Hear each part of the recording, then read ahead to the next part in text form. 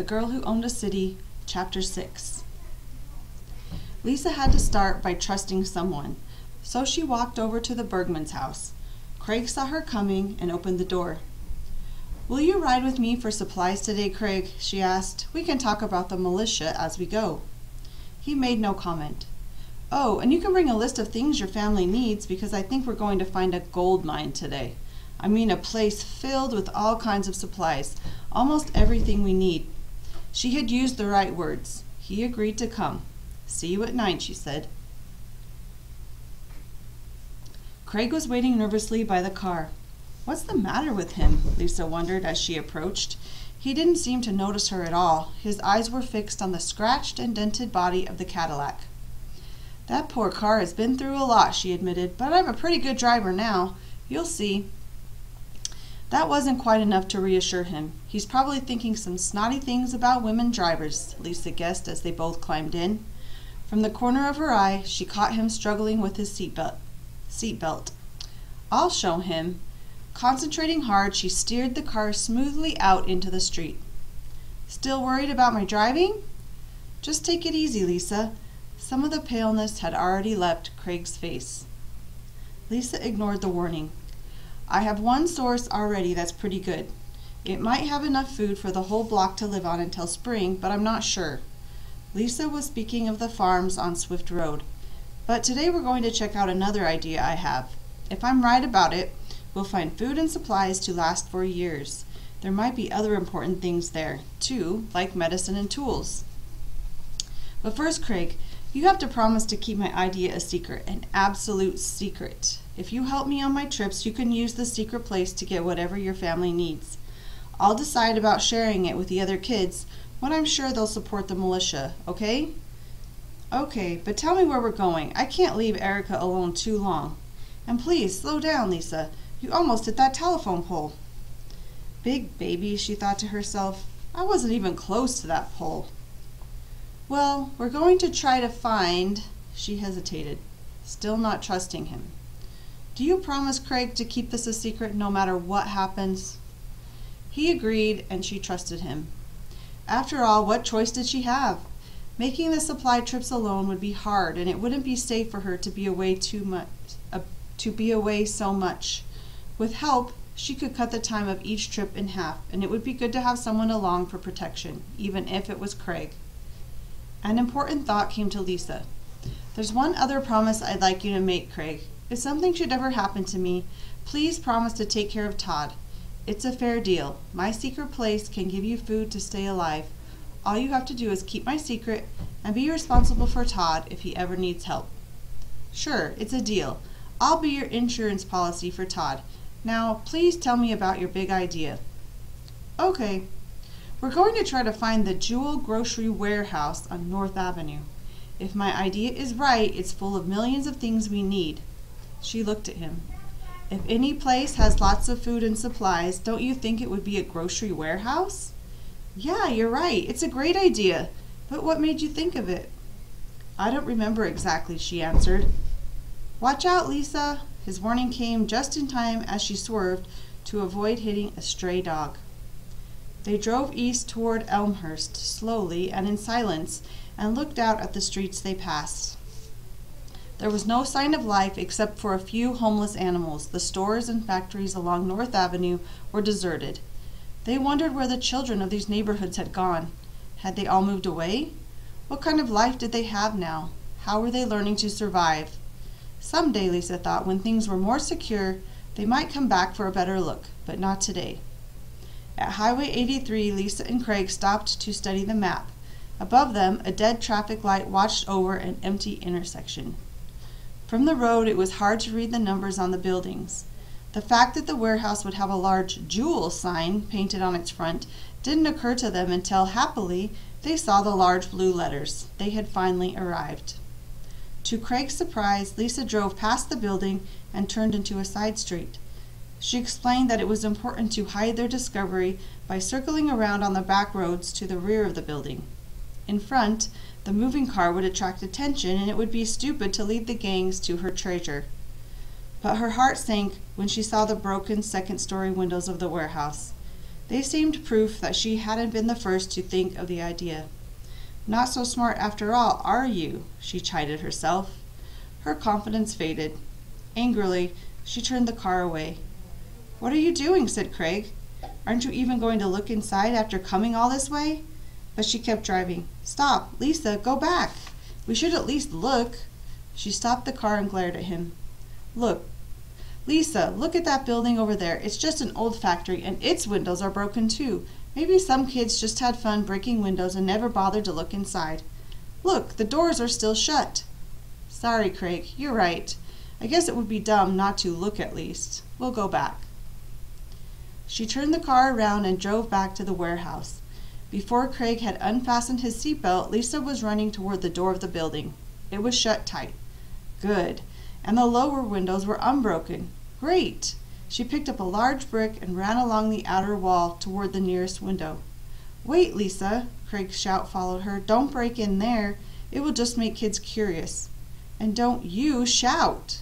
When he caught up with her, she said, Okay, how about one of those windows over there behind the bushes?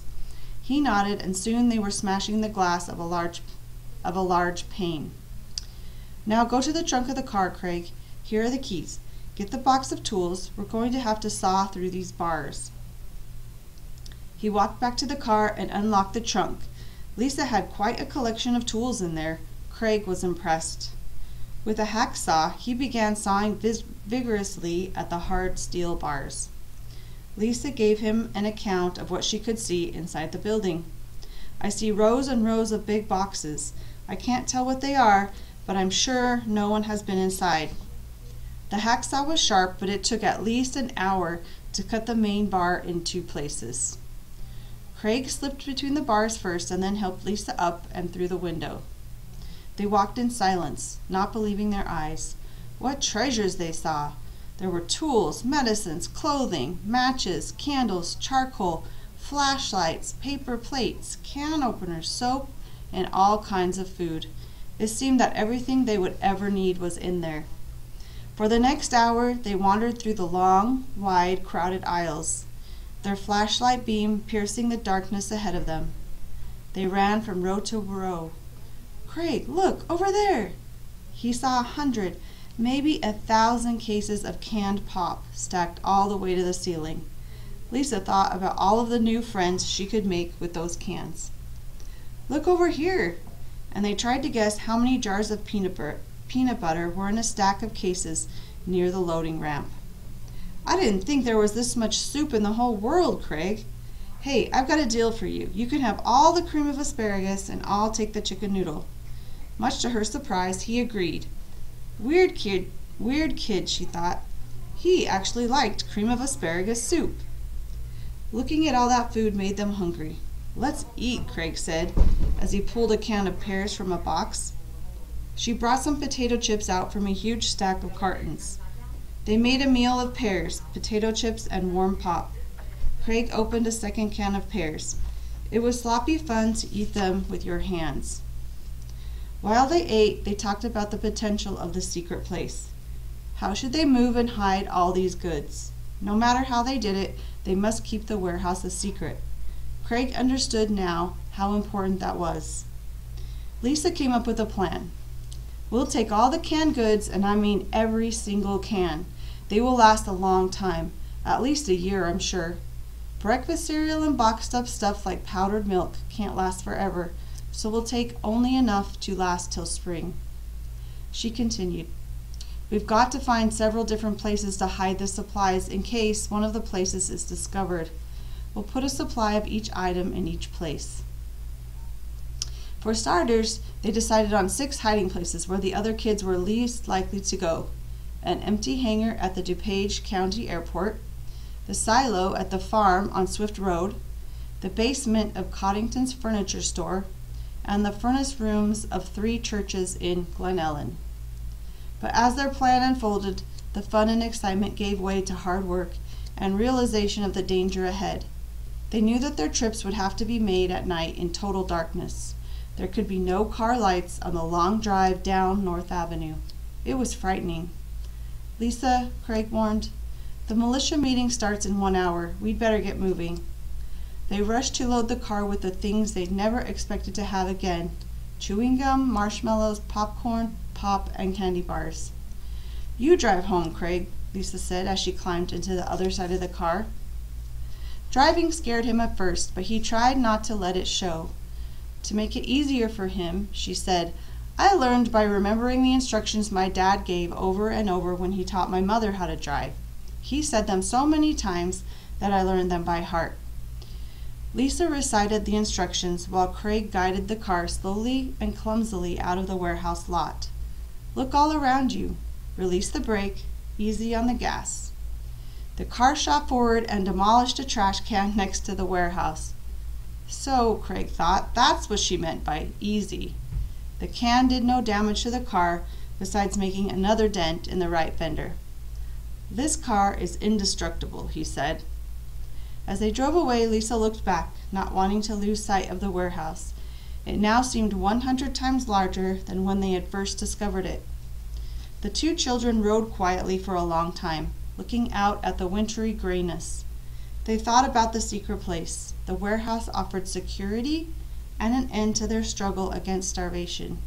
If they were smart and careful about moving and hiding their supplies, they might have a whole year to plan for the future. At first, Lisa had wanted to get even with Craig for his backseat driving, but she knew that it would be wrong to tease him now. Craig was a natural driver, and Lisa told him so. Besides, he was fun to be with. If they worked together, they would have a better chance. Craig was the only older boy she knew. She thought she understood his fears because they were the same as her own. It was good to understand someone that way. Craig wanted to know about Lisa's other secret sources. When she explained about the farm on Swift Road and described the inviting note from the old lady, he became interested. "You know, Lisa, if I could choose any kind of life in this mess, I think I would be a farmer. Growing things is a lot of fun. Let's go to that farm sometime. My father taught me a lot about gardening, and I know I could raise food. Wouldn't it be nice to stop looking for food and start making it instead?" Lisa thought for a long time before answering. "Somebody has to grow food, that's true. But do you really want to hide away on a farm? I'd rather get the world back to the way it was, with schools and hospitals and electricity. See how important those things were?" She paused, expecting him to say something. He kept quiet instead. "Just think of the big jets at the airport," she continued. "Once they carried people thousands of miles away, and now they just sit there. They're useless. We've spent whole days trying to find food, and now we found a big supply. Next, let's try to figure out a way to get things working again. I mean the jets and trains and things." "Lisa, you're a dreamer. Don't you know that it takes years of training to fly a jet? Besides, there aren't any teachers left, so who would show us how? Books can't teach us that. Forget about it, Lisa. We're just kids." How could she answer? He was probably right. But would they have to live like the people in olden times, working all day in the fields? Or even worse, would they end up like those children in really poor places, begging, stealing, and having no time for fun? Would they grow old and tired while the jets on the runway rusted away? "Craig, I know it sounds crazy, but I think we can do it. We can make things work again. Sure, we're just children, but—" Her words, like her confidence, faded into confusion. North Avenue was still deserted as they moved toward home. Where are the children? They wondered again to themselves. They drove without speaking from North Avenue to Swift Road to St. Charles, then Ryford, and then turned into Grand. The children were waiting in the street for the militia meeting and their popcorn feast. As the car moved into the driveway, they surrounded it. Without saying much, they opened the back doors and began unloading the cartons and boxes. They moved quietly, with sure steps. They knew exactly what they had to do. To Lisa and Craig, those children didn't seem like children any longer.